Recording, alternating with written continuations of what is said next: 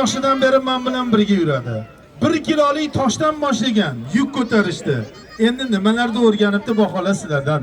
Bolani yoshligidan mashq qildirsangiz ko'ring-da nimaga qodirligini. Bosdik.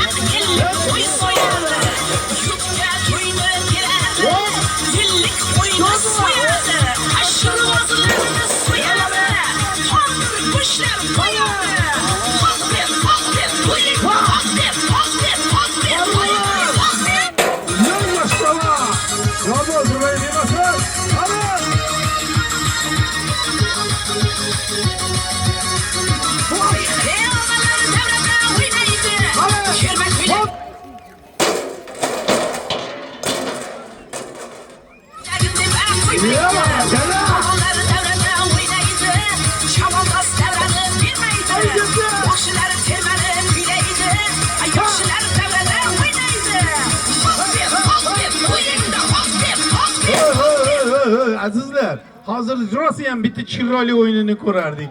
Lekin atrofga qaradi, qarsak yo'q. Qarsak bo'lmaganiga tashlab yubordi. Rahmat. Qadrdonlar, uloqchini, hali ot chopadigan uloqchi bor, uloqchini choptiradigan qo'lidagi qamchini bo'ladi. Polvonga kuch, g'ayrat beradigan, ilhom beradigan bu sizlarning qarsaklaring bo'ladi. Hozir bitta o'yin beraman.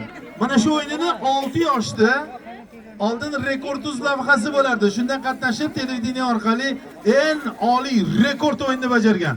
Hozir ko'ramiz ana shu o'yinni. O'zbekistonda mana shu o'yinni kamdan kam polvonlar bajaradi. Janglar o'yini.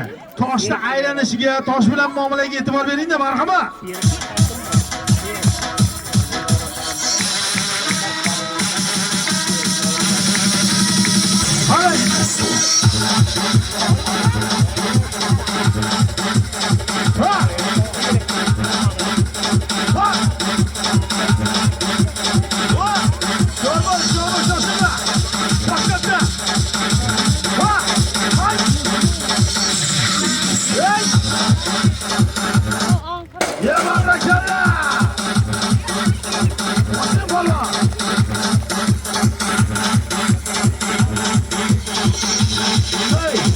Hozir bitta xavfli o'yin beraman. Hozir bitta og'ir soqa toshda 3 metr balandlikda jog'ini ustida ushasin, iyagida. Xudo ko'rsatmasin, agar toshib ketsa, yo boshga tushadi, yo oyoqda betiga tushadi. Yaxshiga o'zi yaxshi niyatda tomosha qiling, yosh ekanlar, yurmasa tomosha qiling.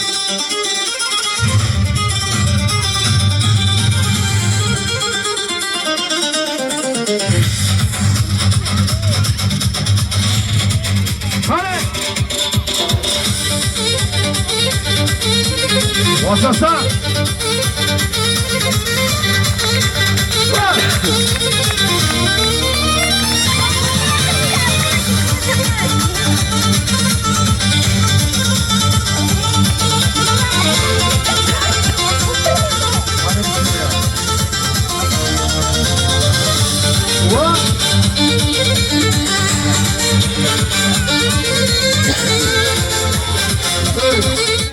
Chor bo'lasan onim.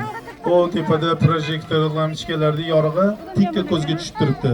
Shoshilmasdan bajar o'g'lim. O'zi mana shu ko'tarib olish ham bir polvonlik. Qani? Hop!